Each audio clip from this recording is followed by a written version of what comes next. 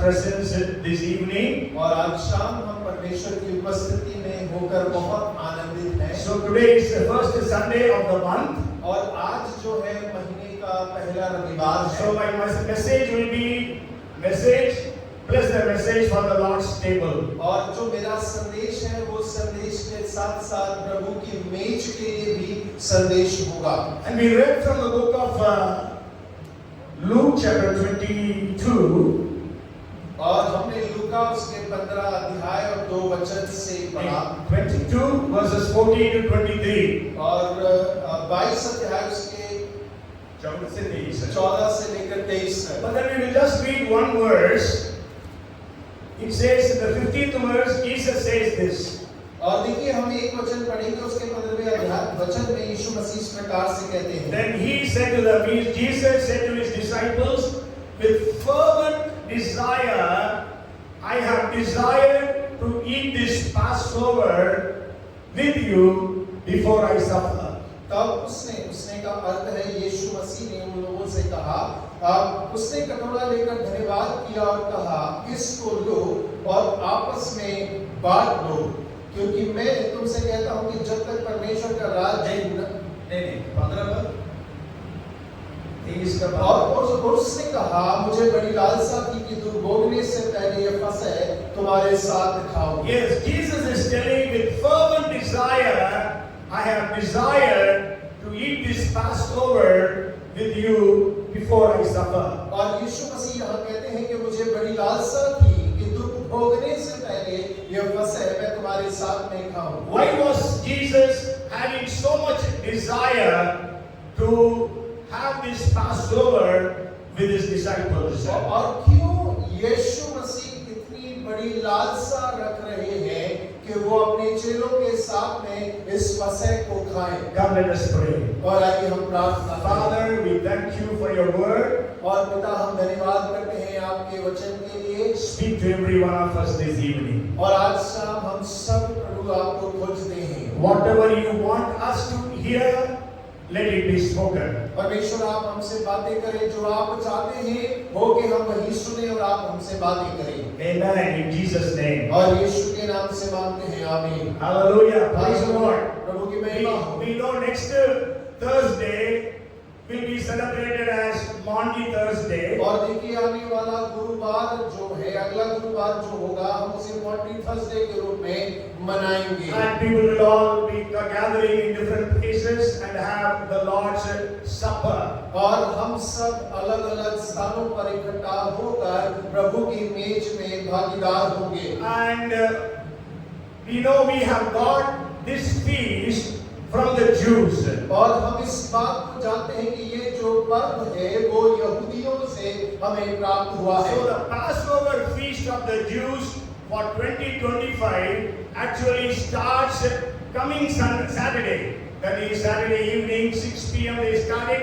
So that is 12th evening they start the Passover feast. और यहूदियों का 2025 का फसह का पर्व जो है वो आने वाले 12 तारीख शनिवार के दिन संध्या को आरंभ होगा। Yes, and you know, along with Passover they have the feast of unleavened bread. और देखिए फसह के पर्व के साथ अख़मीरी रोटी का पर्व भी आरंभ होता So है। they celebrate for almost 7 days. और वो उसे करीब 7 दिन उस पर्व को मनाते हैं। And when Jesus was celebrating this Passover, he instituted the Lord's table as well. और देखिए जब यीशु मसीह इस पर्व को मना रहे थे, तब यीशु मसीह ने प्रभु की मेज का भी आयोजन किया। And I always desire whenever I preach, my messages be informative, instructive and inspirational. और देखिए मैं हमेशा इस बात की लालसा करता हूँ कि जब मैं प्रचार करूँ तो मेरे प्रचार के अंदर में निर्देश हो, सूचनाएं हो और प्रेरणादायक हो। So let us also get a lot of information today.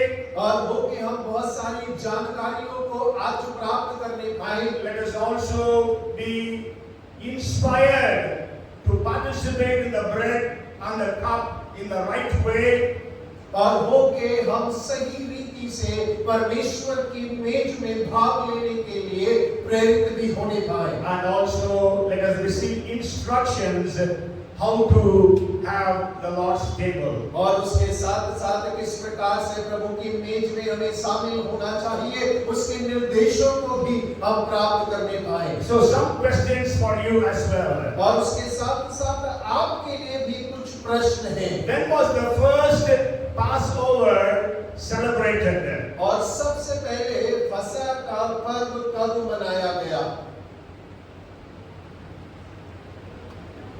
Yes.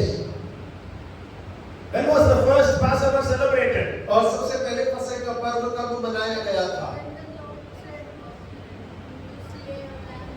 Yes, it was celebrated in Egypt. और वो मिस्र में मनाया गया। The day before they were going to leave Egypt after 430 years of bondage. और देखिए 430 साल गुलामी में मिस्र में रहने के बाद जब वो निकलने पर थे, उसके एक दिन पहले उन्होंने उस पर्व को मनाया। That was the 10th plague that came upon the people of Egypt. और वो 10वीं महामारी थी जो मिस्र के लोगों के ऊपर में पड़ी। And God was going to kill all the firstborn children and also of all the animals among the people of Egypt. और मिस्र लोगों के मध्य में परमेश्वर सभी के पैलोठों को, चाहे वो मनुष्य हो चाहे वो मवेशी हो, उन्हें समाप्त करने पर था। You may be aware that when God was actually sending the plagues upon Israel, upon the Egyptians, और आप इस बात के बारे में जानकारी रखते होंगे कि जब वो परमेश्वर मिस्री लोगों के ऊपर में महामारी को भेज रहा था, so he was also judging the gods of Egypt. और उसके साथ साथ मिस्र के ईश्वरों का न्याय भी वो कर रहा था। They used to have 10 gods and goddesses. और उस समय मिस्र के 10 देवी देवता हुआ करते And थे। so God judged all those 10 gods and goddesses by sending the 10 plagues. और परमेश्वर ने 10 महामारियों को भेजने के द्वारा मिस्र के 10 देवी देवताओं का न्याय भी किया। I don't have time to explain all those 10 things. और देखिए 10 को बताने के बारे में अभी समय पर्याप्त But नहीं when है। every firstborn child, male child of Egypt becomes the priest of the last deity, that is about whom we are going to just see a few things. और देखिए जो मिस्रियों के घर का जो पहलौठा पुरुष हुआ करता था, वो उनके उस देवी या देवता का याजक बन जाता था, जिसके बारे में अभी हम कुछ बातों को देखने जा So रहे that's हैं। why God killed every firstborn child, male child among the Egyptians. और यही कारण था कि परमेश्वर ने मिस्रियों के मध्य में हर एक पहलौठे पुरुष को आज समाप्त कर दिया, मार डाला। And to protect the people of Israel, और इस्राएल के लोगों को बचाने के लिए God instructed them or commanded them to observe the feast of Passover. परमेश्वर ने इस्राएली लोगों को निर्देश दिया और कि वो सुरक्षित हो, कि वो किस प्रकार उस फसह के पर्व को मनाना है। The first month in Hebrew language or the Hebrew calendar was called as Abib. और देखिए इब्रानी भाषा का जो कैलेंडर है, उसका पहला महीना जिसका नाम अबीब है। And so God said on the 10th day of Abib month, every family choose one lamb of 1 year old. और परमेश्वर ने कहा अबीब महीने के 10वें दिन में हर एक परिवार अपने परिवार के अनुसार एक मेमना को बलि करे। And also God said that lamb should be without blemish, without any shortcomings. और परमेश्वर ने उसके साथ कहा कि मेमना निष्कलंक होना चाहिए, उसके अंदर में कोई त्रुटि या गलती नहीं होना All चाहिए। these things actually are being fulfilled in the life of Jesus. और ये सारी यीशु मसीह के बलिदान में पूरी होती है। On the 14th day, between 2 and 3 p.m., that Memona, that lamb should be slaughtered. और देखिए 14वें दिन 2 से 3 बजे के मध्य में उस मेमने का बलि करना है। And the blood of that lamb should be applied on the doorpost and the lintel of every Israeli house. और उस मेमने के लहू को हर एक इज़राइल के घर के चौखट के ऊपर में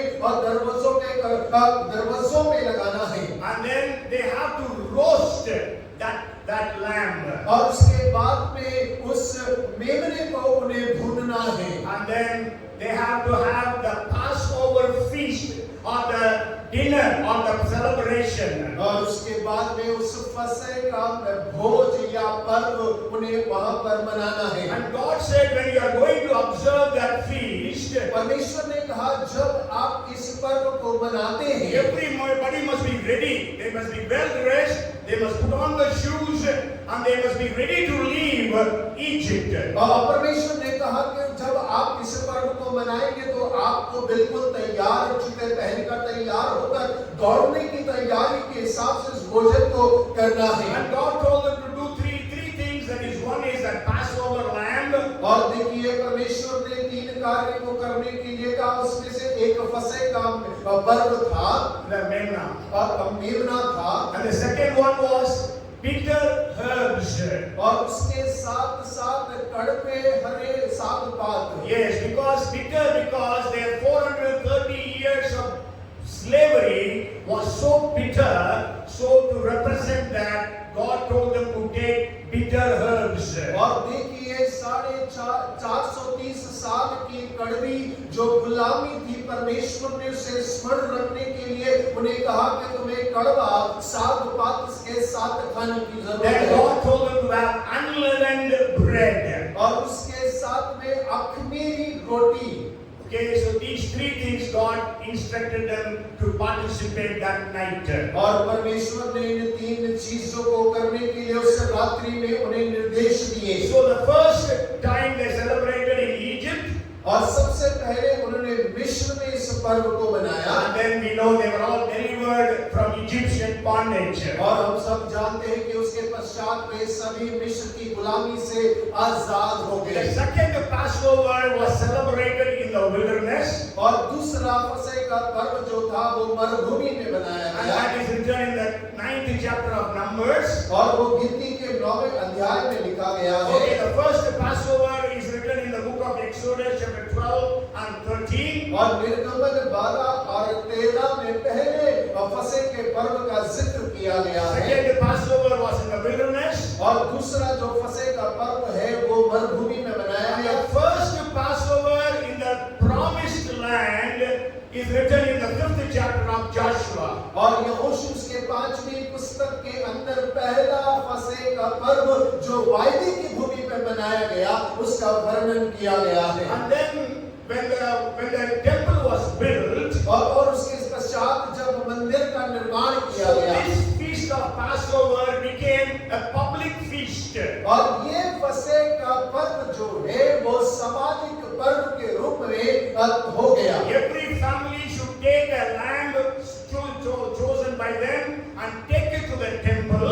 और हर एक परिवार को अपने अनुसार एक मेमने को चुनकर मंदिर में लेकर आना है। If your family is small, you can 2 or 3 families can join to have one lamb. और यदि आपका परिवार छोटा है तो छोटे 2-3 परिवार मिलकर एक मेमने को चुन सकते हैं। And then it will be after sacrifice that all the lambs will be roasted in the temple. और देखिए वो सारे मेमनों का बलिदान चढ़ाने के बाद वो सारे मेमने मंदिर के प्रांगण के अंदर में भुने जाते And हैं। then they bring it to their homes. और उसके पश्चात वे उसको मांस को अपने घरों में ले And आते then हैं। they used to celebrate the Passover feast. और उसके पश्चात वे अपने घर के अंदर उस फसह के पर्व को मनाते If हैं। they were not from the city of Jerusalem, और यदि वे यरूशलेम शहर के नहीं हैं, you may know that all the Jewish families should reach Jerusalem for 3 of their festival feasts. और आप इस बात को जानते होंगे कि सारे यहूदियों को 3 पर्वों के लिए यरूशलेम में पहुंचना अवश्य है। One was Passover, और उसमें से एक फसह का पर्व the है। second was Pentecost or the Feast of the Weeks, और देखिए दूसरा पेंतिकोस्त का पर्व है। and then the third one was called as Yom Kippur, Day of Atonement. और तीसरा जो है शुद्धिकरण शुद्धिकरण का दिन इसे याम किप्पुर कहते हैं। And you may remember that's why when Jesus was 12 years of age, the parents went to Jerusalem for the Passover feast. और आपको याद होगा बाइबल में पढ़ते हैं जब यीशु मसीह 12 वर्ष के थे तो वो मंदिर में फसह के पर्व को मनाने के लिए परिवार के साथ गए। And if that family was not from Jerusalem, और यदि परिवार यरूशलेम से नहीं है, so then what they used to do is they have to hire a place in Jerusalem. और उन्हें क्या करना होता था कि उन्हें यरूशलेम के अंदर में एक स्थान किराए पर लेना होता And they have to celebrate that festival.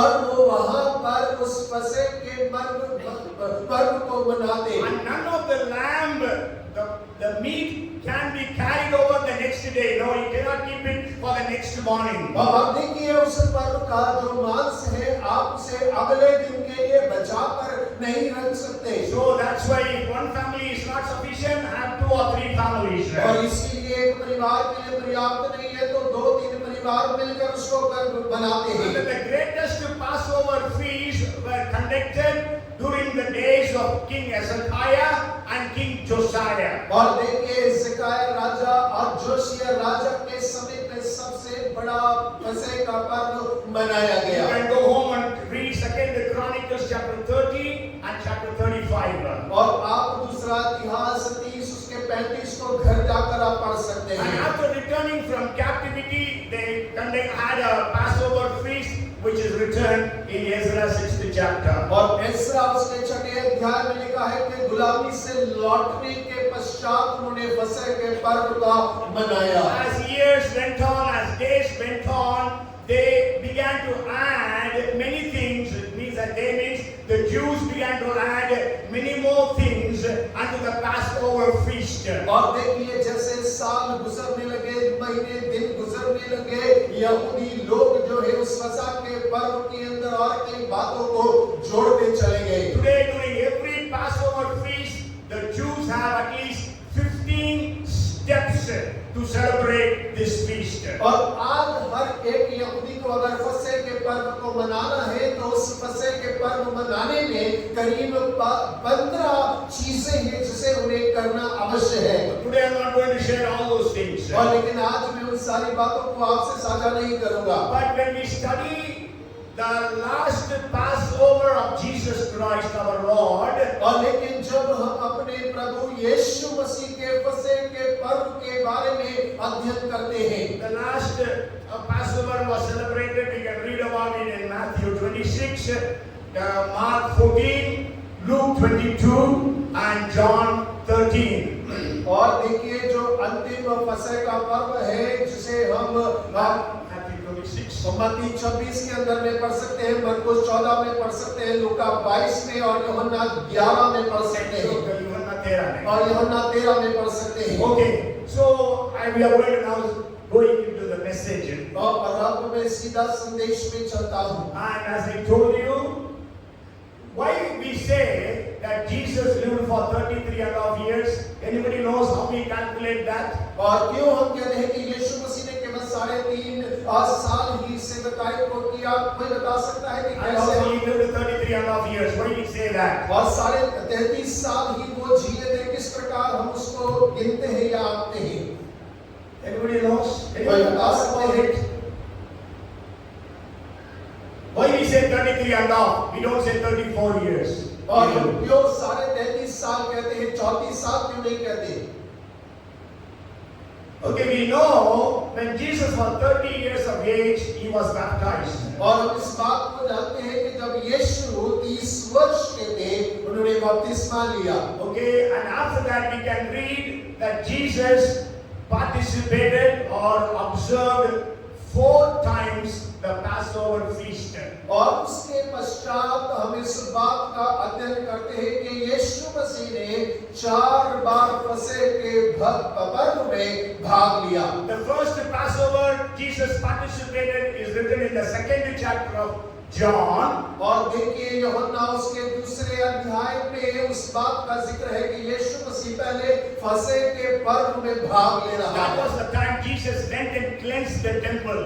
और वो वही समय है जब यीशु मसीह ने जाकर मंदिर का शुद्धिकरण किया। You know, Jesus cleansed the temple twice during his ministries. और आप जानते हैं कि अपनी सेवकाई के समय पर यीशु मसीह ने 2 बार मंदिर को साफ किया। One was in the second chapter of John. और उसमें से एक पहला जो है यूहन्ना रचित सुसमाचार उसके दूसरे अध्याय में लिखा है। The other one we read in the book of Matthew 21, Mark 11. और दूसरा जो है मत्ती 21 और मरकुस 11 में हम पढ़ते हैं। That happened on the day of Palm Sunday. We celebrate it. और वो पाप रविवार के खजूरी रविवार के दिन में होता है जिसका हम पर्व मनाते हैं। Okay, the second Passover, sure the Bible does not say Passover feast, but it says feast. That is written in John chapter 5 and verse 1. और देखिए 5वें अध्याय के पहले वचन के अंदर में पर्व लिखा है, लेकिन वहाँ फसह का पर्व है उस बात का जिक्र नहीं किया गया। That means second year. और इसका अर्थ है कि दूसरा वर्ष है। And the third year Passover is written in John chapter 6 and verse 4. और छठे अध्याय के चौथे वचन में तीसरे फसह के पर्व के बारे में जिक्र किया गया And है। the final Passover we know Matthew 26, Mark 14. And all those chapters we read. और देखिए मत्ती 26 और मरकुस 14 के अंदर में चौथे फसह के पर्व के बारे में हम पढ़ते हैं। So we can very well say that Jesus would have attended at least 34 Passover feasts from his birth. और हम इस बात को बड़ी स्पष्टता के साथ कह सकते हैं कि यीशु के जन्म के पश्चात यीशु मसीह ने करीब 34 फसह के पर्व में भाग लिया। Sure, when he was a child, the parents would have taken him. और हाँ जरूर जब वो बालक होंगे माता पिता उन्हें लेकर गए होंगे। And at the age of 12, he went for Passover feast. When he stayed back, और देखिए जब वो 12 वर्ष के थे वो फसह के पर्व मनाने यरूशलेम में गए और वहीं पीछे ठहर गए। and you know I have explained it to you even earlier. Maybe I will explain it again. और देखिए मैं पहले भी आपको बता चुका हूँ लेकिन फिर से एक और बार उसको बताता हूँ। When a Jewish boy becomes, even nowadays girls also, when they become 12 or 13 years of age, they celebrate a thing called Bar Mitzvah. और देखिए जब यहूदी लड़का या लड़की 12 साल के हो जाते हैं उस समय और आज भी वो उस उम्र को उसे उत्सव को मनाते हैं। Bar Mitzvah they say it. और बाल मिtzvah इस प्रकार कहते हैं। So that is actually what happened with Jesus when he was 12 years of age. और जब यीशु मसीह 12 वर्ष के थे उनके साथ में भी वैसे ही घटना घटी। Okay, so that was the time they become an adult and they are responsible for their activities. और वो एक उम्र होती है जहाँ पे वो व्यस्त हो जाते हैं और अपने सारे कामों की जिम्मेदारी स्वयं लेते हैं। And they get into the business of their fathers. और वो उस उम्र में अपने पिता के काम काज में भाग लेना आरंभ करते Till हैं। 12 years of age, they always stay with the mothers. और देखिए 12 साल की उम्र तक हमेशा माता के साथ रहते हैं। And after Bar Mitzvah, they are always with the fathers. और बार मिtzvah के बाद में वो पिता के साथ रहना आरंभ करते And you हैं। know, whenever people go to attend the Passover feast, और जब कभी लोग फसह के पर्व में भाग लेने के लिए जाते हैं, now like Joseph, Mary and Jesus, they travel from Nazareth to Jerusalem. और जैसे यूसुफ और मरियम और यीशु मसीह जो है नाज़रेत से यरूशलेम यात्रा करके आए। It used to take 3 days for them. और उसके लिए उन्हें 3 दिन की यात्रा लगती So है। every night they will rest in some place. और प्रति रात्रि वे किसी न किसी स्थान पर आराम करते हैं। And as I told you, as Jesus was going, he was going with his mother, Mary. और जैसे मैंने आपको बताया कि यीशु मसीह जब जा रहे थे तो वो अपनी माता मरियम के साथ में थे। And after the Passover feast, it should be understood that Jesus should have returned with Joseph.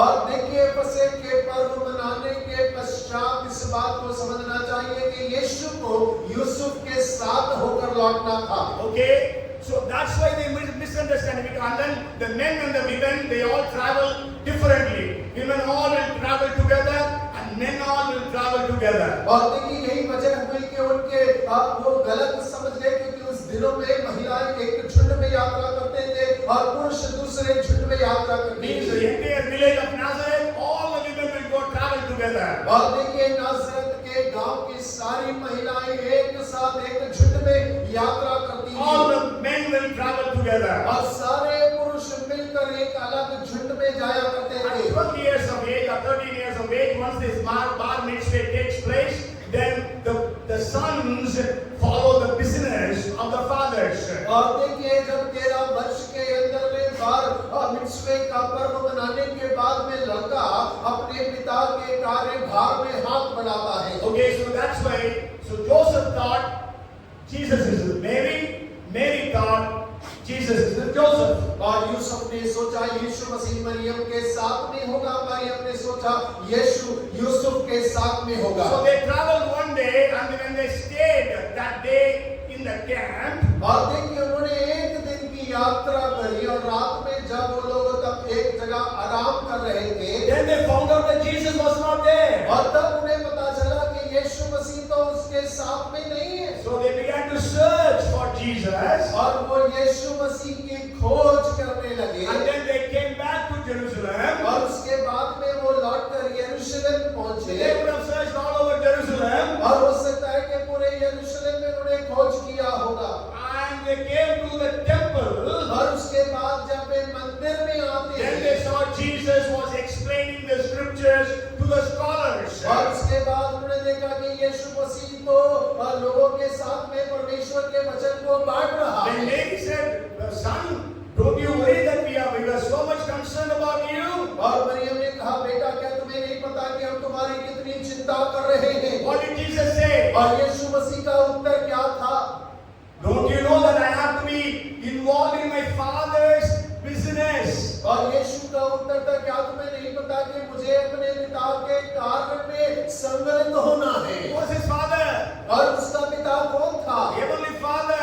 और स्वर्गीय पिता So he was involved with his Father's business of preaching the word of God. और वो तो अपने स्वर्गीय पिता के कार्य में सम्मिलित था परमेश्वर के वचन के प्रचार करने For में sure we know he went back to Nazareth and he was a carpenter till he was 30 years of age.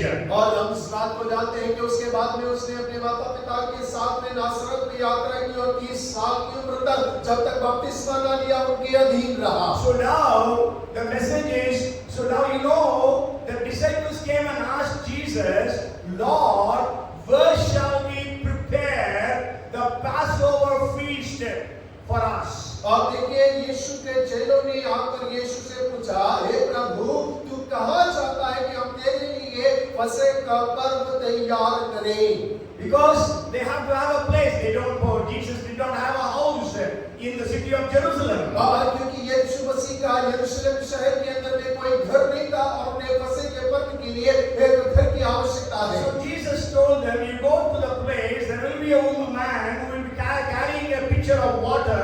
He enters into your house, you follow them, and you ask that master, tell him that the master, means the Lord, needs to celebrate. Where is the place prepared for that? और उसने उनसे कहा देखो नगर में प्रवेश करते ही एक मनुष्य जल का घड़ा उठाए हुए तुम्हें मिलेगा जिस घर में वह जाए उसके पीछे चले जाना और उस घर के स्वामी से कहना गुरु तुझसे कहता है कि वह पशुशाला कहाँ है जिसमें मैं अपने चेलों के साथ फसह खाऊं And we read Mark chapter 14 and verse 15. और मरकुस 14 उसके 15 में हम पढ़ते हैं Then he will show you a large upper room furnished and prepared.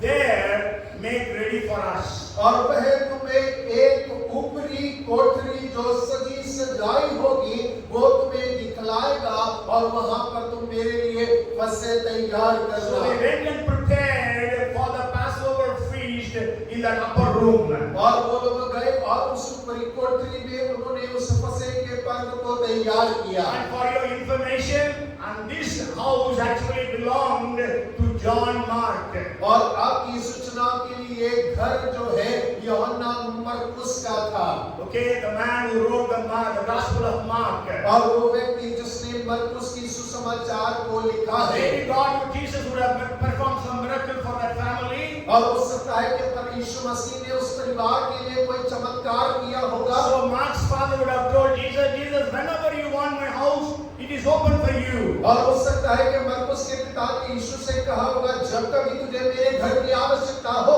तेरे लिए मेरे द्वार खुले हैं। And Jesus, and then we know that was a big place. You know, the Pentecost took place in that hall. और देखिए वो स्थान एक विशाल स्थान था, आप जानते हैं पेंटिकॉस्ट की घटना उसी घर में घटी। And that was the hall where the disciples were hiding themselves in the fear of Jews after the death of Jesus. और वो वही भवन था जहाँ पर यीशु मसीह की मृत्यु के पश्चात यहूदियों से डरकर यीशु के चेले उस कमरे में छुप कर बैठे थे। But then when you read Acts chapter 12, और जब हम प्रेरितों के काम उसके 12वें अध्याय को पढ़ते when हैं, Peter was released from the prison, और जब पतरस जेल खाने से आजाद कर दिया he गया, went and knocked at the door of Mary's house, the Bible says. और बाइबल कहती है कि उसने जाकर मरियम के घर के दरवाजों को खटखटाया। She was the mother of John Mark, the Bible says. और बाइबल कहती है वो यूहन्ना मरकुस की माता मरियम है। That is written in Acts chapter 12 and verse 12. और वो प्रेरितों के काम 12 अध्याय के 12 वचन में लिखा हुआ है। And so that time Mark's father was not alive, so that's why it says Mary's house. और मरकुस के पिता उस समय जीवित नहीं थे, इसीलिए वो मरियम का घर कहकर वहाँ वर्णित है। So the Jerusalem church was very active in Mark's house. और यरूशलेम की कलीसिया मरकुस के घर में बहुत क्रियाशील था। Okay, so Jesus now has gone with the 12 disciples to celebrate the Passover. और यीशु मसीह अपने 12 चेलों के साथ में फसह के पर्व को मनाने के लिए वहां जाते हैं। I don't know why Jesus did not invite Mary or any of those women or other 70 disciples that Jesus had. I don't know why Jesus did not invite. Maybe it would have been time consuming. So that's why Jesus took only these 12 disciples. और मैं नहीं जानता कि यीशु मसीह ने क्यों उन महिला चेलों को नहीं बुलाया, मरियम को और बाकियों को नहीं, 70 और चेलों को क्यों नहीं बुलाया?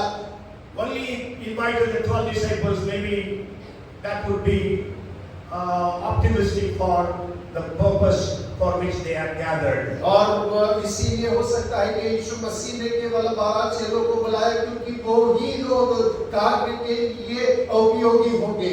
Okay, so I want to share with you 12. Sure, they have 12 steps when they celebrate the Passover today. और देखिए आज जब फसह के पर्व को मनाते हैं तो करीब 12 कदम हैं, 12 कदम स्टेप्स हैं जो उन्हें पूरे करने होते But I हैं। want to share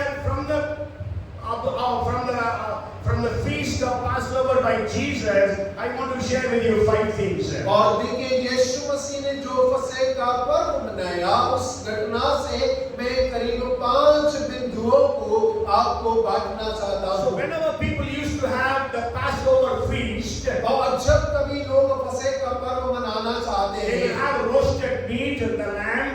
और उनके पास में भुना हुआ मेमना होना They will have चाहिए bitter herbs. और उनके पास कड़वा साग पात होना है They will have the unleavened bread. और उनके पास अख़मीरी रोटी होना Then they चाहिए will have cups of wine और उनके पास में दाखमधु होना चाहिए, and dakrus.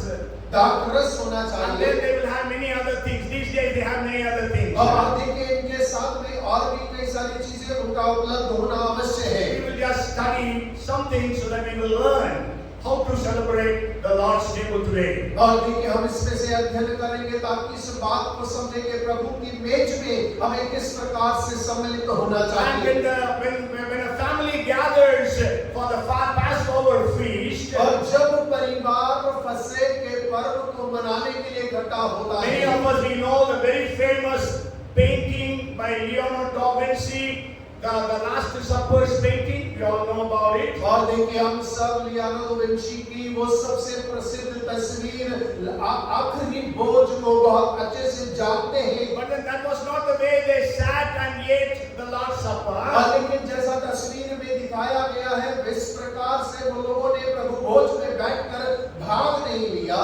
They would have been lying in a leaning position. They would have been on the bed and they would have been eating the food. और देखिए वो लोग जो उनकी परंपरा है करीब लेट कर अपने बिछौने पर वो प्रभु भोज को उसमें भाग ले रहे होंगे। So a Passover feast takes few hours.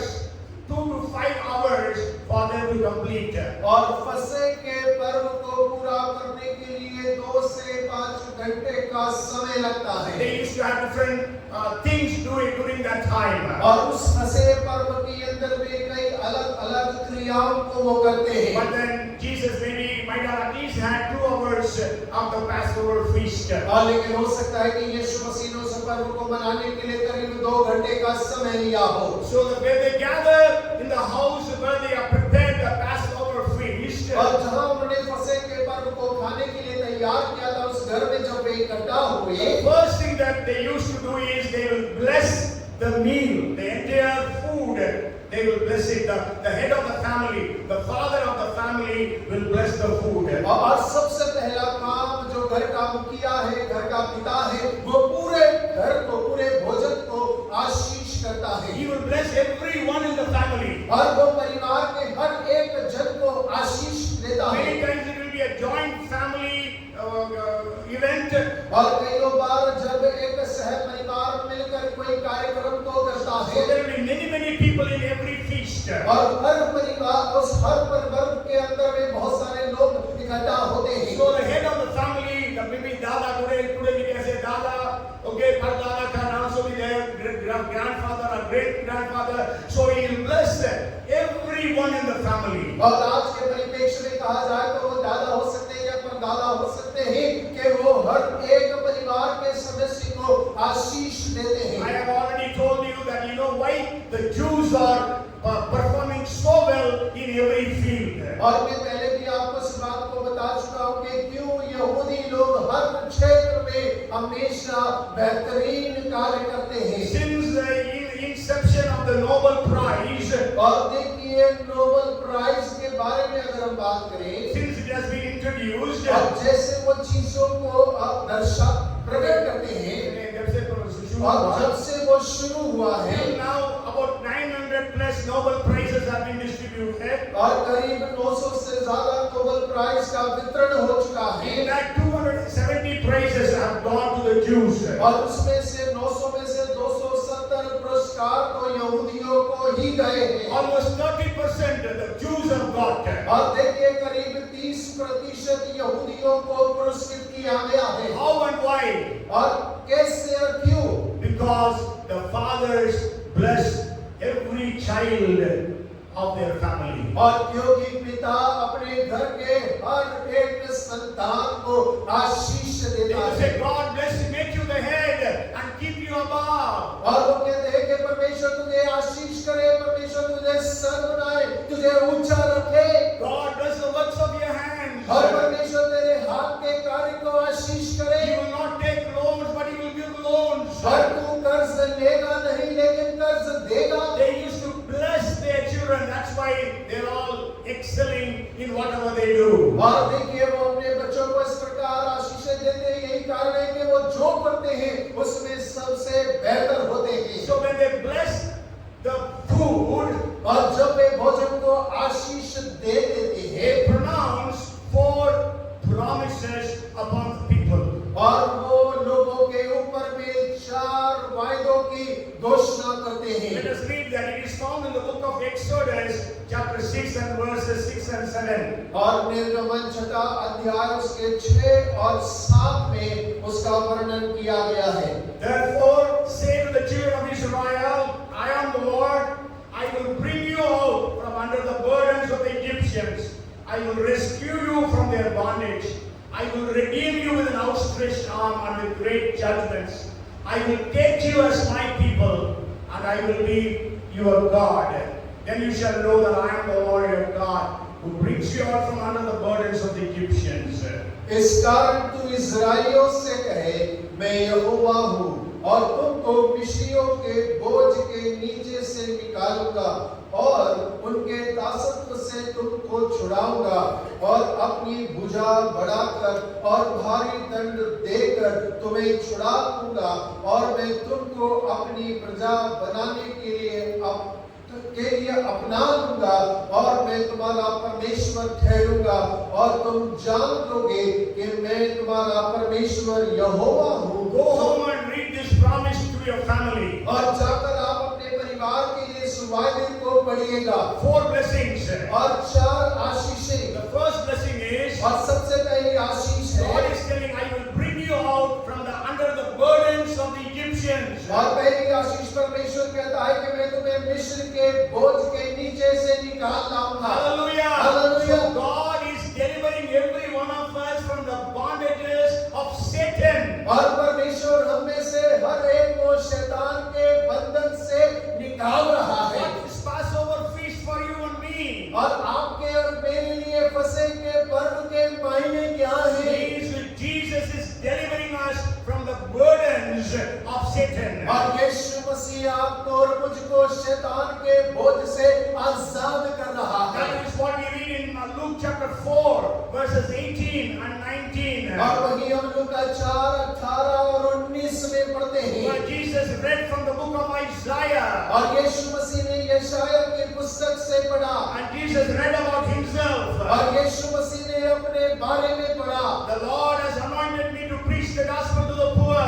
और यीशु परमेश्वर ने मुझे गरीबों को सुसमाचार प्रचार करने के लिए अभिषेक He किया has है। anointed me to heal the brokenhearted. और टूटे दिलों को चंगा करने के लिए मुझे अभिषेक किया है। Set the captives free. और बंदियों को आजाद करने के To लिए proclaim sight to the blind. और अंधों को रोशनी पर की घोषणा करने And के to लिए set free those who are oppressed. और जो दबे हैं उन्हें आजादी की घोषणा करने So के लिए today Jesus wants to deliver every one of his people from all their bondages. और आज यीशु मसीह हर एक लोगों को जो शैतान के बंधनों के अंदर में है आज उन्हें छुड़ाने का प्रचार कर रहा है। What is your bondage today? और आज आपका बंधन कौन सा है? Is it of sickness or diseases? और क्या वो रोग बीमारी और कलेशों का है? Is it a financial burden? और क्या वो व्यक्ति का बोझ है? Is it a generational curse that is upon your family? और क्या वो पीढ़ी दर पीढ़ी चला आ रहा श्राप है जो आपके परिवार को दबा रहा Or is है? it bondage because of the witchcraft that people have done? और क्या वो उस काले जादू के कारण है जो लोगों ने आपके परिवार के ऊपर लेकर दिया है? As I told you last week, I prayed for one man whose skin became like crocodile because of a witchcraft. और देखिए पिछले हफ्ते मैंने आपको गवाही दी थी एक व्यक्ति के लिए मैंने प्रार्थना किया जिसके त्वचा जादू टोने के कारण मगरमच्छ के समान हो गई And then the second blessing is, I will rescue you from their bondage. और दूसरी आशीष है कि मैं तुझे उसके दासत्व से छुड़ाऊंगा। So Jesus delivers us from all our bondages. और यीशु मसीह हमें सारे गुलामी से छुड़ाता है। Jesus said, whoever commits sin is a slave to sin. और यीशु ने कहा जो पाप करता है वो पाप का गुलाम हो जाता And है। Jesus says, if the Son sets you free, you will be free indeed. और यीशु ने कहा पुत्र को जिसने आजाद किया आप स्वतंत्र हो गए। So Jesus sets us free from all our bondages. और यीशु मसीह हमें सारी गुलामी से आजाद करता And है। then the third thing is written there, और तीसरी आशीष जो वहाँ लिखा I है will redeem you with an outstretched arm and with great judgments. और मैं अपनी भुजा बढ़ाकर और भारी दंड देकर तुम्हें छुड़ा लूंगा। So God redeems us. और परमेश्वर हमें छुड़ा लेता है। Jesus said, I have not come to be served, but I come to serve and offer myself as a ransom to redeem you. और यीशु ने कहा मैं सेवा कराने नहीं लेकिन सेवा करने के लिए और तुम्हारे छुटकारे के लिए दाम के रूप में अपने आप को देने के लिए आया हूँ। 1 Peter chapter 1 verses 18 and 19 says, और पहला पत्रस पहला अध्याय उसके 18 और 19 पद कहता है Jesus redeems us by his blood, the precious blood. और यीशु ने अपने बेशकीमती लहू के द्वारा हमारा छुटकारा दिया है। Fourth thing, that blessing that God gave them was, और चौथी आशीष जो परमेश्वर ने हमें दी है I will take you as my people and I will be your God. और मैं तुम्हें अपनी प्रजा बना लूंगा और तुम्हारा परमेश्वर ठहरूंगा। 2 Corinthians chapter 6 verses 16 to 18 say that. और दूसरा कुरिन्थियों 6वां अध्याय उसका 16 से 18 पद कहता है So the old Passover of the Old Testament is actually a shadow of the reality that is going to be fulfilled in our Lord and Master Jesus Christ. और पुराने नियम के फसह का पर्व जो है वो एक परछाई है उस कार्यों की जो हमारे स्वामी प्रभु यीशु मसीह के द्वारा पूरा होता है। So Jesus has done and doing all these four things for every one of us spiritually. और देखिए यीशु मसीह ने हम में से हर एक के लिए आत्मिक रीति से इन सारे कार्यों को किया है और कर रहा है। Okay, and then when we read John chapter 13 and verse 2. और जब हम यूहन्ना 13 उसका दूसरा वचन पढ़ते I हैं, want you to go and read and study for yourself Matthew 26, Mark 14, Luke 22 and John 13. और देखिए मैं चाहता हूं कि आप जाकर मत्ती 26 और मरकुस 14 Luke 22 and John 13. और लूका 22 और यूहन्ना 13 घर जाकर जरूर पढ़िएगा। 13 and verse 2 of John says, और यूहन्ना 13 उसका दूसरा वचन कहता है, it starts with supper being ended. Supper being ended, how does it go there? भोजन के बाद क्या? और भोजन के समय, ये तो भोजन का समय। अच्छा, भोजन का समय ही क्या है?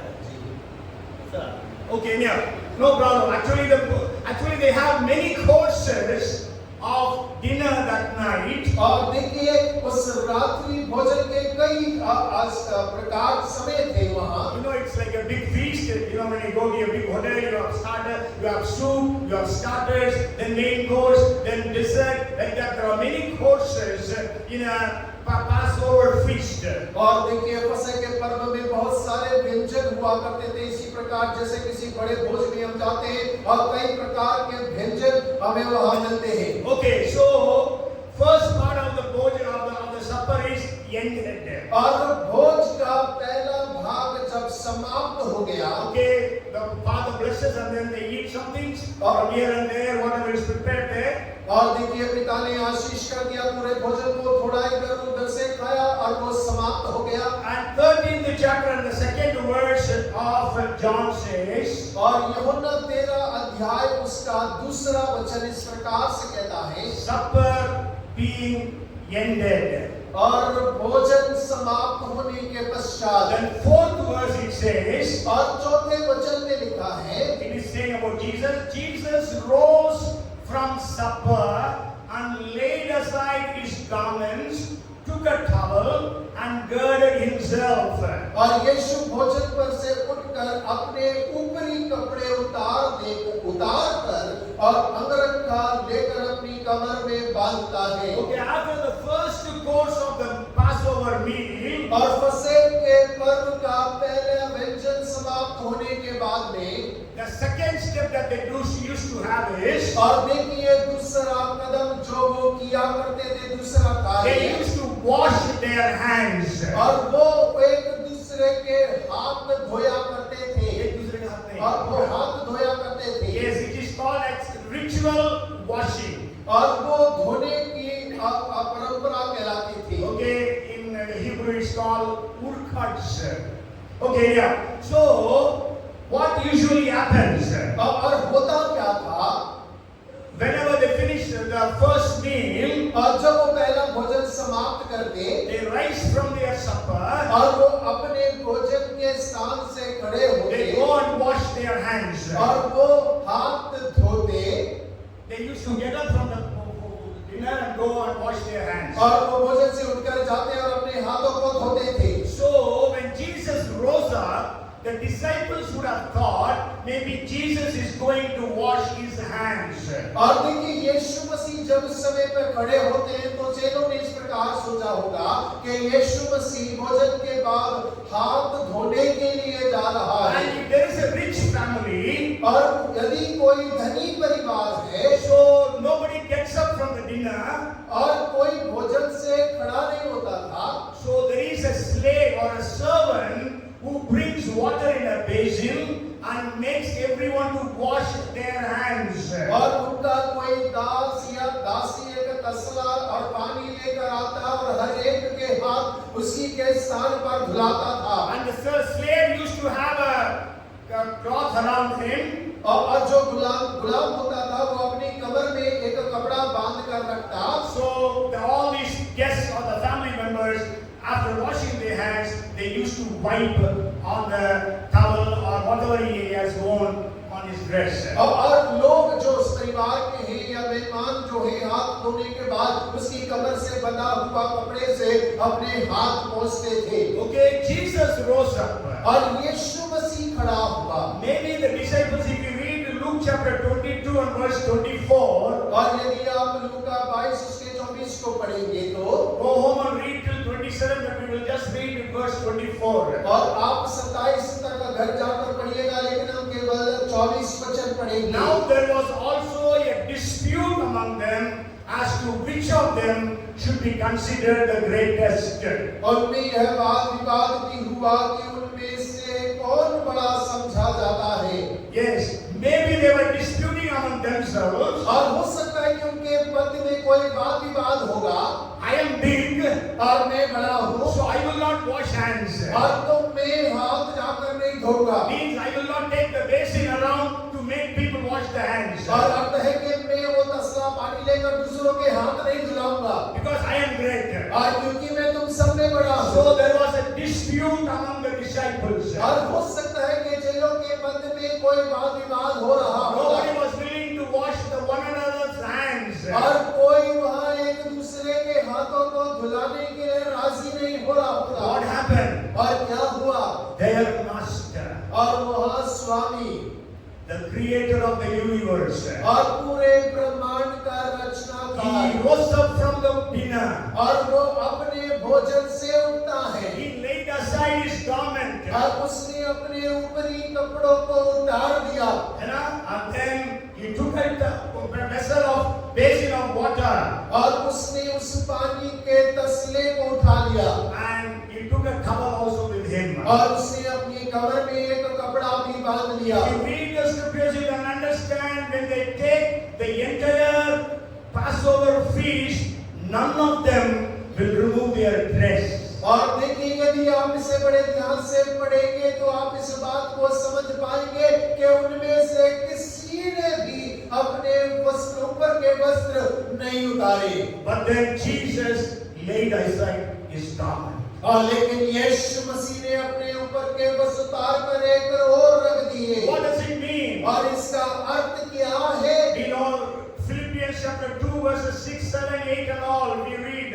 और देखिए फिलिप्पियों 2 अध्याय 6, 7, 8 हम उसको वचनों में पढ़ते हैं। Jesus emptied himself और यीशु ने अपने आप को खाली कर दिया and put on the form of a man और उसने एक मनुष्य का रूप धारण कर लिया and became a slave. और वो एक गुलाम बन गया। That is exactly what Jesus did on the Passover feast. और देखिए यीशु मसीह ने ठीक वैसा ही फसह के पर्व के दिन में उस बात को किया। The disciples were disputing among themselves, I am great, I am great, I am great. और जब चेले आपस में इस बात का विवाद कर रहे थे, मैं बड़ा हूँ, मैं बड़ा हूँ, मैं बड़ा हूँ। The greatest, the master of the universe, he gets up from the meal and began to wash everyone's feet.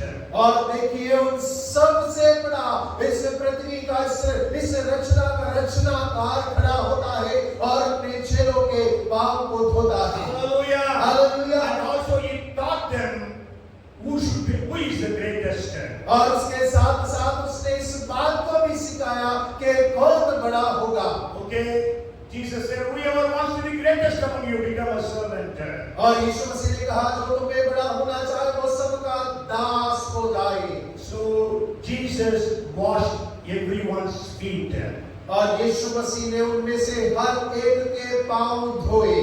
And even he washed the feet of Judas. और यीशु मसीह ने यहूदा के भी पांव धोए। Hallelujah. Hallelujah. Can you imagine that man is going to betray Jesus after about a couple of hours? और क्या आप कल्पना करके देख सकते हैं कि कुछ घंटों के बाद में वो व्यक्ति यीशु को धोखा देने वाला है। And Jesus knew very well he is going to betray. और यीशु मसीह अच्छे से जानता है कि यही वो व्यक्ति है जो मुझे पकड़वाएगा। Still he went and washed his hands. और washed his वो legs. जाकर उस व्यक्ति के पांव को धोता है। Actually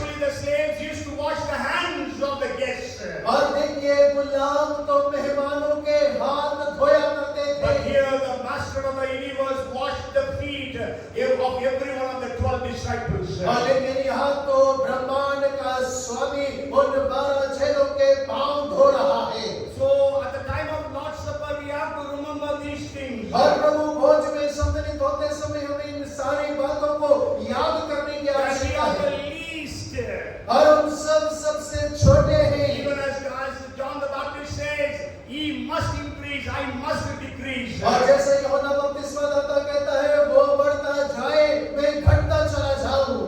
It is not so we have to understand. So Jesus washed the feet of the disciples. और हमें इस बात को जानना समझने की आवश्यकता है कि यीशु मसीह ने अपने चेलों के पांव धोए। How many of us will be able to do that? और हम में से कितने इस बात को करने पाएंगे? Then he comes to Peter.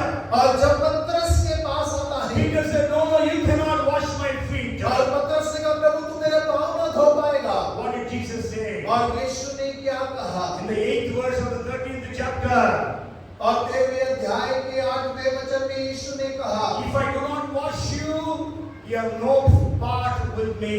और यदि मैं तुझे ना धोऊं तो मेरे साथ तेरा कुछ भी साझा नहीं। If Jesus does not wash our sins, we have no part with Jesus. और यीशु अगर हमारे पाप ना धोए तो हमारा यीशु के साथ कोई साझा नहीं है।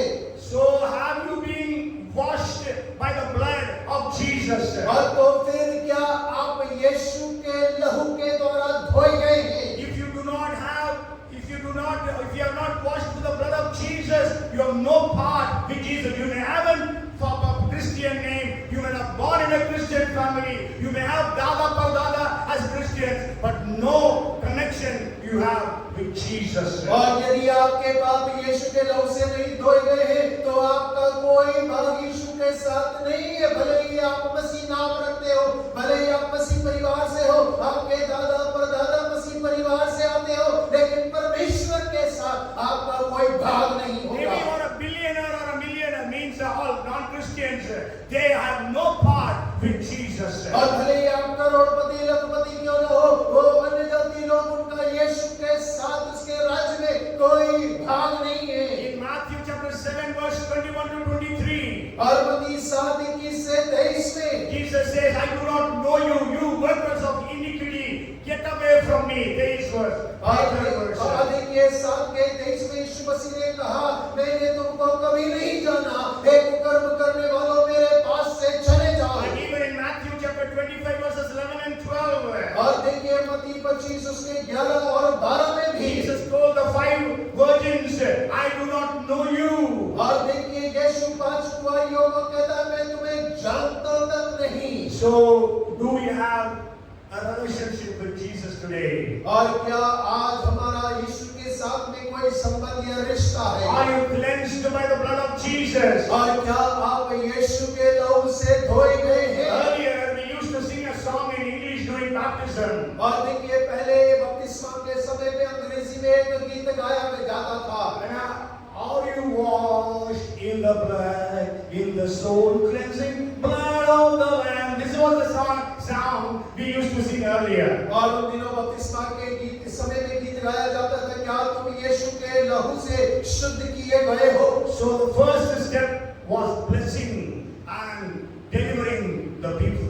और सबसे पहला कदम है आशीष और लोगों को छुटकारा देना। God wants to bless you on this day when you are going to celebrate the Lord's table. परमेश्वर आज के दिन में आपको, आप जब परमेश्वर की मेज में भाग लेते हैं, आपको आशीष देना चाहता And है। the second thing is humility. Jesus washed the feet of his disciples. और दूसरी बात है नम्रता। यीशु मसीह ने अपने चेलों के पांव धोए। And then the third thing, और उसके पश्चात तीसरी when बात, they used to have the dinner or the feast of Passover, और जब वे फसह के पर्व या रात्रि भोजन को खाते, so every time they will retell the story of Exodus to everyone in the family. और वो हर एक परिवार के सदस्य को निर्गमन की कहानी को दोहराया करते Means थे। how God delivered them from their bondage. और कैसे परमेश्वर ने बंधुआई से उन्हें आजाद किया, How God sent 10 plagues upon the people of Egypt. और कैसे परमेश्वर ने मिस्र के लोगों पे 10 महामारियों को भेजा, How God delivered them from their bondage. और परमेश्वर ने कैसे उन्हें बंधुआई से आजाद किया, How God parted for them the Red Sea. और कैसे परमेश्वर ने लाल समुद्र को दो भाग They किया। will be telling the story again and again every year. और हर एक साल बार-बार उस कहानी को वो दोहराते होंगे। And you know that's why they could continue with their things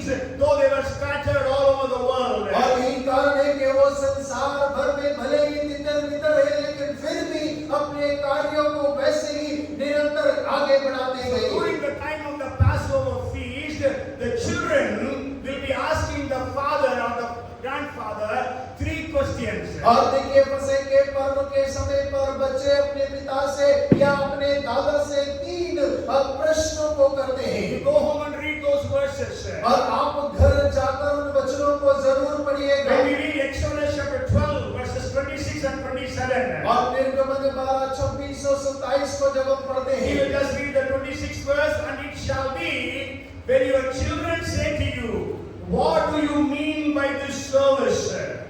और देखिए 26 वचन को पढ़ रहे हैं, जब तुम्हारे बच्चे तुमसे पूछे इस काम से तुम्हारा क्या मतलब है।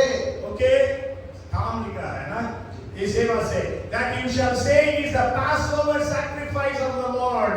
और वो जो फसह का पर्व है जो उस समय मेमना चढ़ाया जाता है, और तब तुम उनको यह उत्तर देना, यहोवा ने जो मिस्रियों के मारने के समय मिस्र में रहने वाले हम इस्राएलियों को घरों को छुड़ाकर हमारे घरों को बचाया, इसी कारण इसके फसह का यह बलिदान किया जाता है। Okay, so the father teaches the children. और पिता अपने बच्चों को सिखा रहा है। So first question is, what do you mean by this Passover feast? और सबसे पहला प्रश्न होता है इस फसह के पर्व का मतलब आप क्या है। And the second question is in the book of Exodus chapter 13 verses 14 to 16. और देखिए दूसरा प्रश्न जो है निर्गमन 13 अध्याय के 14 से लेकर 16 वचन We will में। just read the 14th verse. So it shall be when your son asks you in time to come, saying, what is this? और आगे के दिनों में जब तुम्हारा पुत्र तुमसे पूछे यह क्या है, Yes, so तुमसे then कहना, you have to explain all those things. और तब तुम्हें वो सारी बातें उन्हें समझाना और बतलाना And है। the third question is, और तीसरा प्रश्न है, if you read Deuteronomy chapter 6 verses 20 to 25, और व्यवस्था में वरन 6 अध्याय के 25 और 26 में, 20 से 25, और 20 से 25 you will में, just read the 20th verse where it says, when your son asks you in time to come, saying, what is the meaning? और 20 वचन में लिखा है, आगे को जब तेरा लड़का तुझसे पूछे ये चेतावनियां और विधि और नियम क्या है, Yes, so then you explain.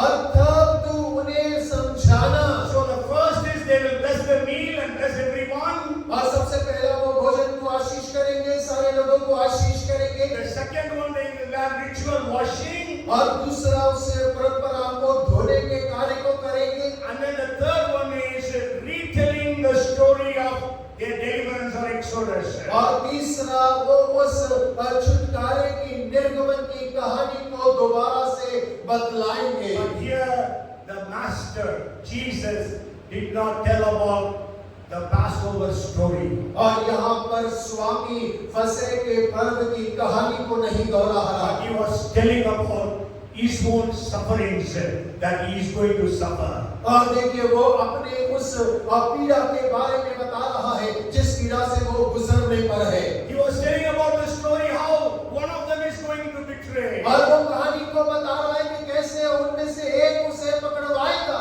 And he was telling them that to Peter, you are going to deny me thrice before the rooster crows. और वो पतरस को कहता है मुर्गे के भांग देने से पहले 3 बार तू मेरा इनकार कर देगा। And Jesus told his disciples, you all will desert me and flee away. और यीशु मसीह अपने चेलों से कहता है तुम सभी मेरा इनकार कर दोगे, इसे छोड़ दोगे। Jesus said, I am delighted to celebrate this Passover with you before my sufferings. और देखिए यीशु मसीह कहता है कि मेरी पीड़ाओं के आरंभ होने से पहले इस फसह के पर्व में भाग देने के लिए मेरा दिल बड़ा आनंदित हो रहा है। My time is going up, so fourth point, I'm going to do that Lord's table today. So the fourth point, actually 5 points I want to share and finish it off. So the fourth blessing is, और चौथी आशीष जो है, we cannot keep the meat or the roasted meat for the next morning. So I cannot carry it on for the next Sunday. I will finish it today. और देखिए वो जो बुरा मांस है उसे अगले दिन के लिए नहीं बचा सकते, इसीलिए संदेश को अगले रविवार के लिए नहीं बचा सकते, आज ही समाप्त करना होगा। Blessing the bread and the cup. That is the fourth thing that happened. और देखिए चौथी घटना जो हुई उस रोटी और प्याले को आशीष देना। Okay, you know when they Actually, we know about this. Every communion day we read this. Jesus took the bread, blessed it, broke it, gave to his disciples and said, "Eat of it in remembrance of me. This is my body broken up for you." और देखिए हर प्रभु भोज के दिन में हम सब इस बात को करते हैं, इसलिए हमें पता होगा यीशु मसीह खड़ा हुआ, उसने रोटी को लिया, रोटी को तोड़कर कहा, ये मेरी देह है जो तुम्हारे लिए दिया गया है, इसे खाओ, ये कटोरा मेरे लहू में नहीं पहुंचा है, इसमें से पिया करो और स्मरण करो कि मेरे साथ क्या किया तेरे दूसरे आगमन तक। The important part of the Passover feast was the roasted lamb. और देखिए सबसे महत्वपूर्ण भाग उस फसह के पर्व का वो भुना हुआ मेमना है। But Jesus did not mention anything about that lamb. लेकिन यीशु मसीह ने उस मेमने के बारे में एक भी बात का जिक्र नहीं किया। Jesus did not take the Passover lamb's meat and said, "This is my body that is broken up for you." और यीशु ने मेमने का भाग लेकर नहीं कहा कि ये मेरी देह है जो तुम्हारे लिए तोड़ा गया। Sure, Jesus is called the Lamb of God who takes away the sin of the world. और जरूर बाइबल कहता है कि यीशु मसीह को वो परमेश्वर का मेमना है जो संसार के पापों को उठा लिया जाता है। Sure, the book of Revelation calls Jesus again and again as the Lamb. और देखिए प्रकाशित वाक्य बार-बार यीशु मसीह को परमेश्वर के मेमने के रूप में बार-बार पुकारता है। Maybe almost 26 times, I think. और मुझे लगता है कि करीब 26 बार उसे मेमना कहकर पुकारा गया है। Also, we know Jesus is the Passover Lamb. Bible says in 1 Corinthians chapter 5 verse 7. और पहला कुरिन्थियों 5 उसके 7 के अनुसार यीशु मसीह को फसह के पर्व का मेमना कहकर पुकारा गया है। But Jesus took the bread. और लेकिन यीशु ने रोटी को लिया। Why did Jesus take the bread? और क्यों यीशु मसीह ने रोटी को लिया? Anybody wants to say? और कोई बतलाना चाहेगा? Yeah, why did Jesus take the unleavened bread? और यीशु मसीह ने क्यों अपनी रोटी लेकर कहा? Anybody wants to guess? और कोई इसके बारे में बोलना चाहेंगे? First reason, anyone can eat bread. और देखिए सबसे पहला कारण कोई भी रोटी खा सकता है। If Jesus would have given his meat, means the last Passover lamb to be eaten. और देखिए यीशु मसीह वहाँ मांस देकर उस आखिरी फसह के पर्व के मेमने के मांस को खाने के लिए दे सकता था। Why he didn't give? लेकिन यीशु ने क्यों नहीं दिया? Brother Patnaik would not take part in the cup and the bread. और भाई पटनायक जो है वो उस मेज में भाग नहीं ले पाते। Pastor Shiv could not eat in this bread. He can eat the bread, but then he cannot take the beef. Sorry, the lamb. और देखिए भाई शिव जो है वो उस मेमने को खा नहीं सकते थे। Maybe 50% of Hindu converts in India may not be able to take part in the bread and the cup if Jesus would have given the lamb. अगर यीशु मसीह ने मेमने को खाने को दिया होता तो भारत के 50% जो हिंदू मसीह में आए लोग हैं वो उस मेज में भाग नहीं ले पाते। Hallelujah. Even Sachin Agarwal could not participate in this. और देखिए भाई सचिन अग्रवाल भी इसमें भाग नहीं ले पाते। Vegetarians could not participate in the bread, means in the lamb. और वो सारे शाकाहारी लोग इस मेज में भाग नहीं ले पाते। So that's why Jesus knew that. That's why he took the bread, though he was the Lamb of God. और देखिए यही कारण था यीशु जानता था इसीलिए उसने रोटी को लिया क्योंकि वो परमेश्वर का मेमना है। फिर भी So the first reason is anyone can eat. और सबसे पहला कारण कोई भी भाग ले सकता The है। second reason is everyone can afford to have a bread. और दूसरा कारण है कि हर एक जन रोटी ले सकता है। Roti खरीद सकता और है, खरीद सकता है। afford, na? Means the poorest of the poor, what they eat? They eat roti. और देखिए गरीब से गरीब क्या खाएगा? रोटी खाता है। So anybody can afford to have bread. और कोई भी इसको सह सकता है, ले सकता है, खरीद सकता है। Okay, it speaks about equality. और यहाँ पर समानता के बारे में बात होती है। The rich also will be eating bread.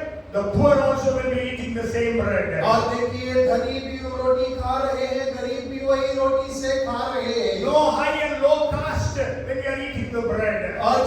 रोटी खाते हैं तो कोई ऊंची और नीची जात नहीं होती, No uneducated, no educated. और पढ़ा लिखा अनपढ़ नहीं होता है, No master and no slaves. हर कोई स्वामी और गुलाम नहीं होता, No vegetarian, no non-vegetarian. कोई मांसाहारी और शाकाहारी नहीं होता, Everyone is equal. और सब एक समान। So first, anyone can eat bread. और पहला कोई भी रोटी खा सकता है, Second, anyone can afford to eat bread.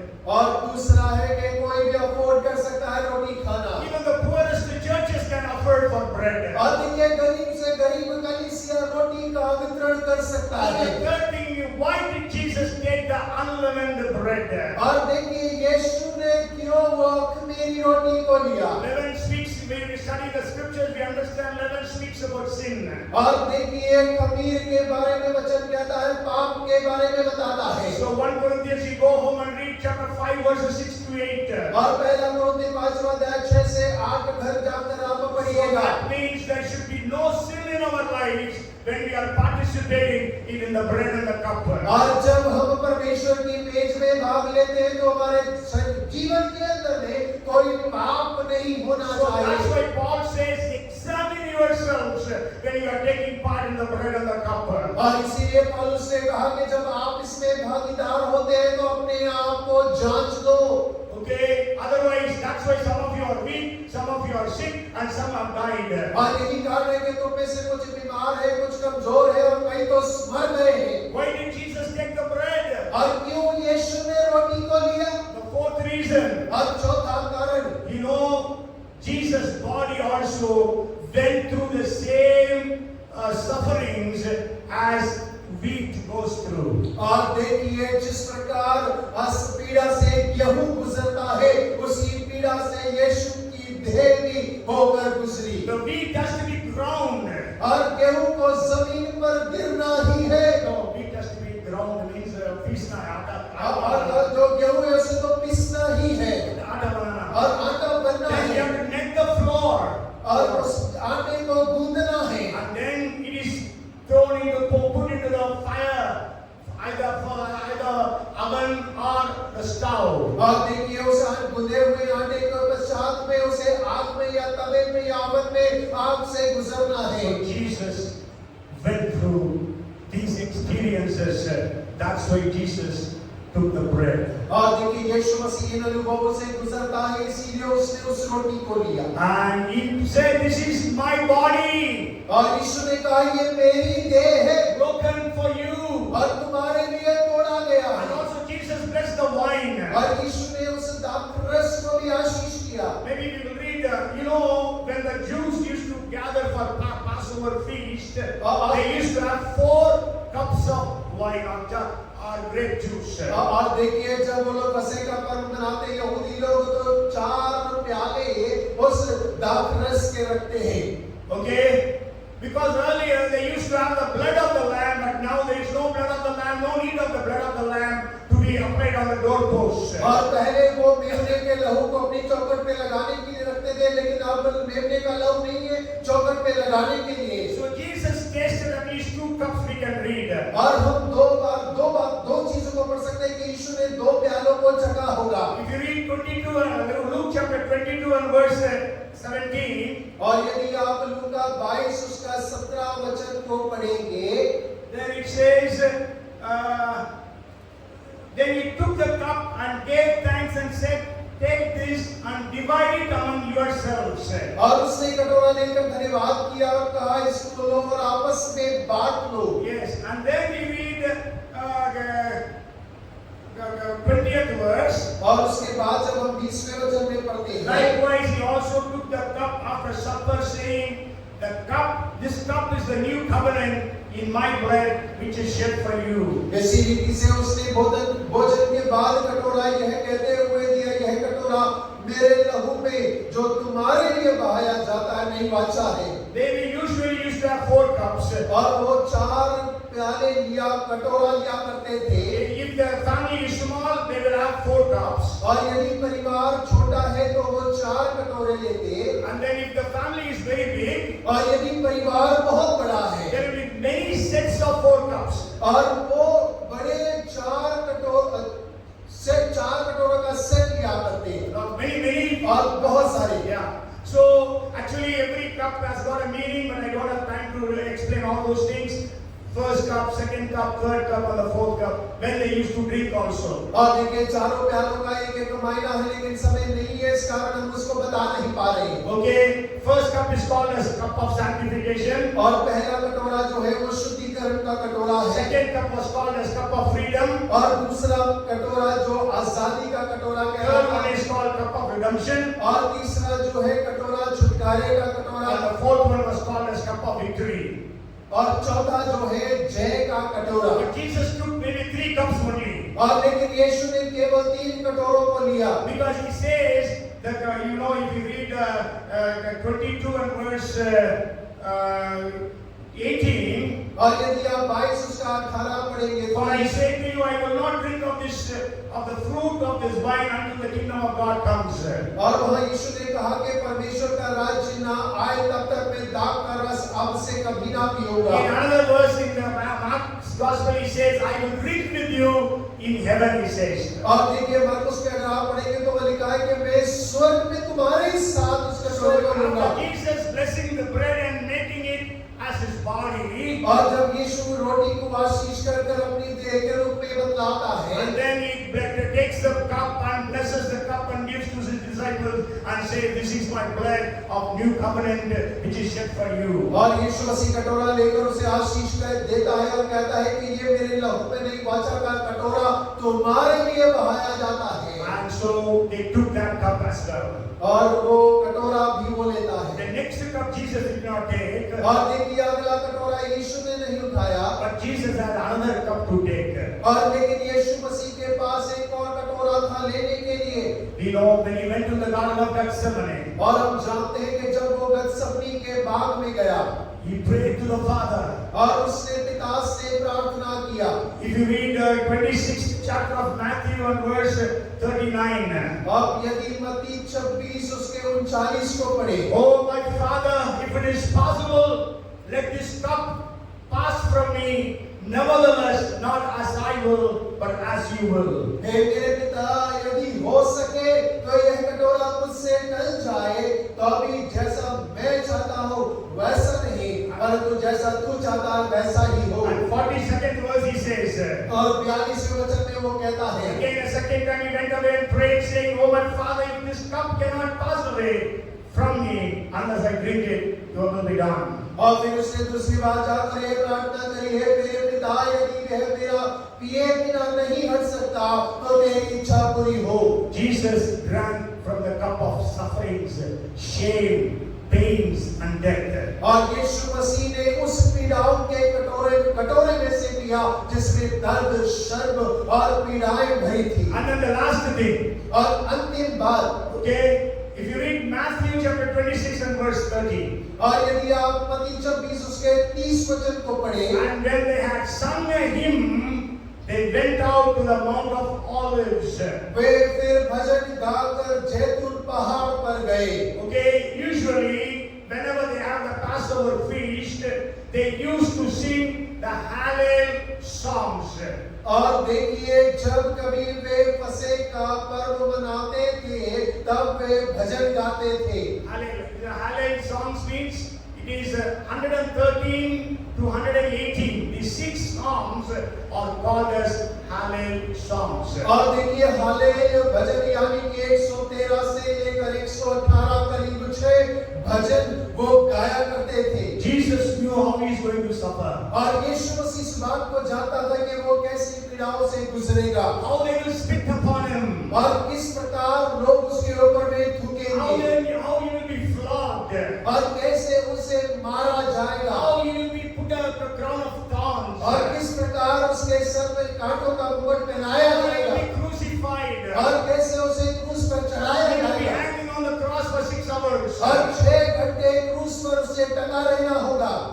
In spite of knowing all those things, और उन सारी बातों को जानते हुए Jesus was singing hymns and songs of praise. और देखिए यीशु मसीह इन सारी बातों को जानते हुए भी फिर भी स्तुति के भजन गाता हुआ जा रहा We था। always tell about Paul and Silas, how they praise and worship God in spite of being beaten up. और देखिए हम हमेशा पौल और सिलास के बारे में बात करते हैं, मार खाने के बाद में भी किस प्रकार वो स्तुति और प्रशंसा कर रहे थे। But their master and our master, in spite of knowing all the problems that he is going to face, pain, shame, sufferings, he was able to sing praise unto his heavenly Father.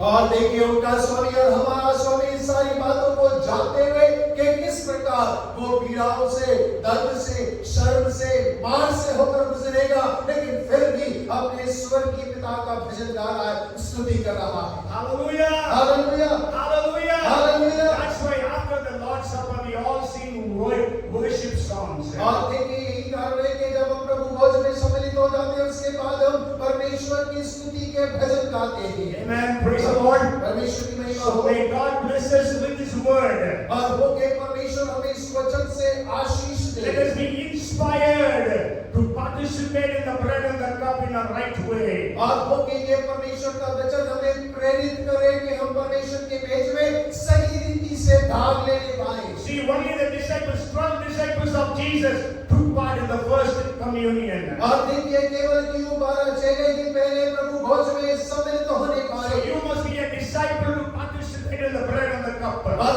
आपको चेला होना जरूरी है परमेश्वर की मेज रोटी में और दाखरस में भाग लेने के लिए। So examine yourselves and participate. और अपने आप को जांच ले और भाग ले। So only those people who have taken, who have repented and taken immersion baptism, you have the right to participate in this. और जिन्होंने पश्चाताप कर लिया, डूब का बपतिस्मा ले लिया है, आप इस मेज में सम्मिलित हो सकते हैं। And also you confess any sins that is in your life, so that no sin can be coming in between the cup and you.